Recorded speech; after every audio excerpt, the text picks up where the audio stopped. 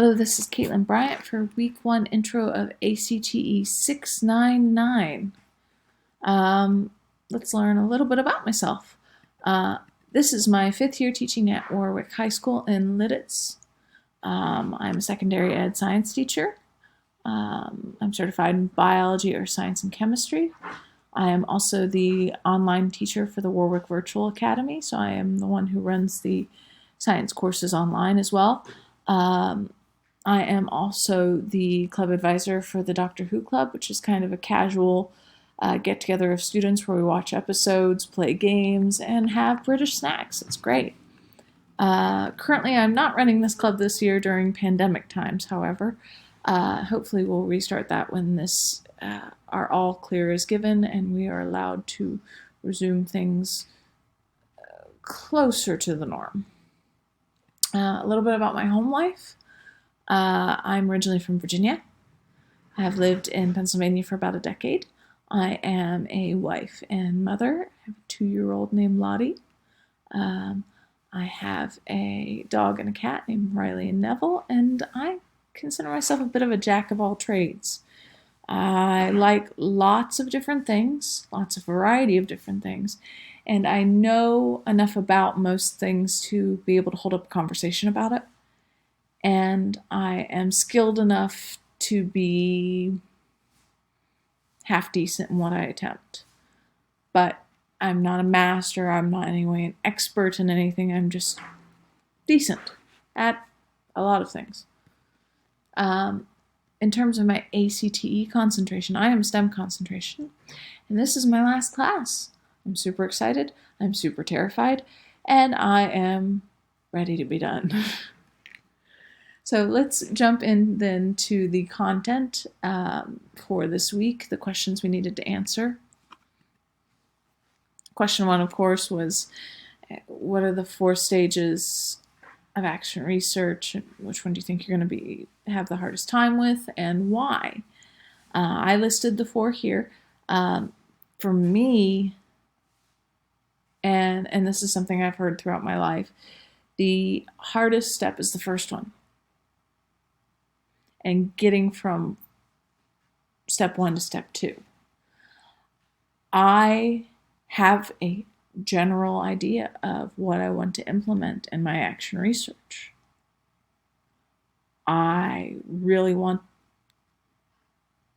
to go forward with that topic, but I'm not sure how.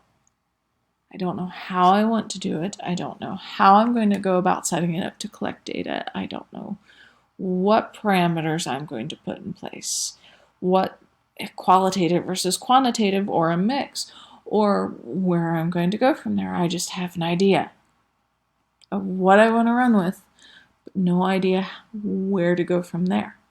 And that is very difficult for me. Once that's in place and the parameters for what I want to do, collecting data and analyzing it should be much easier. It's just getting started. And I've never developed an action plan, but it doesn't sound as daunting as me figuring out exactly how and why and where and who in the collecting of my data and focusing the parameters that I need to and figuring out exactly what I want to do is in level of intimidation. For question 2,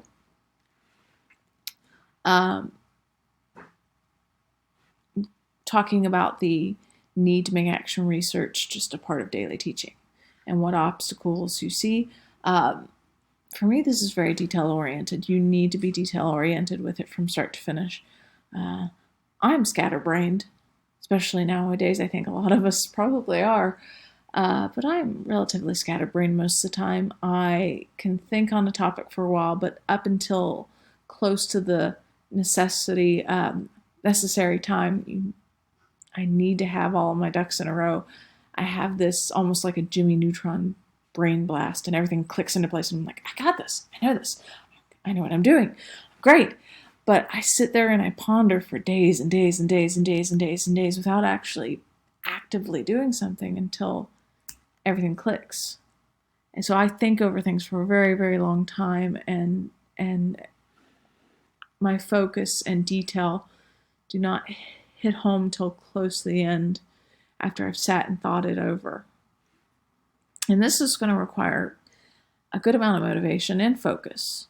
So not only will a person who's doing this regularly need to be focused on that, but need to be motivated to do that, because if you don't want to do it, you're not going to get yourself to do it. And the text, I know it said that time wasn't really an issue if it's part of your normal routine, but the starting of implementing this in your daily plans could possibly take some time and practice. And then backtracking up to the lack of resources or support. If what you want to do, you don't have the materials, the students, the staff or admin or school support that you need, it's going to be very difficult to do that action research. My topic in general is one that not very many of my science department do, and I really want to see it done more, and I want to do it in my classrooms more. Another obstacle I didn't mention is guidelines and policies can get in the way. And that's if there's a policy set in place that doesn't agree with what you are wanting to do, that can be a major obstacle as well. And for the third one, out of the 2 stories from the field from the Ference reading, which one resonates with you more, and what concerns do you have for conducting action research in your class? For me, Julie's story rung to me a bit more for 2 reasons. That the project itself started with such a large group of well-meaning but not really invested people, and then it dwindled down. So you start with such what you think is a good following or a good amount of minds to process a problem, and you end up with just the nitty-gritty. And that's something that, to me, is reality, and sometimes a bit kind of sad, because you want support, you want all this help, you want this backgrounds, and sometimes that kind of dwindles away, and you're left with a minimum, which sometimes works out fine, but sometimes it's hard to work with. And the importance of having someone to share information with, and how that sharing of information was able to focus her thoughts and ideas, and help her categorize her data in a more presentable manner, I thought was very spot on in terms of just good collaboration. That's something that helps me focus, is being able to bounce data and numbers and ideas off other people, where I'm mostly just thinking of 10 things at once. So concerns from me conducting action research is, again, time. As I mentioned before, time, I feel like, is, for any teacher, a limited commodity, and I feel it could have some issues. Support, I feel like I would want to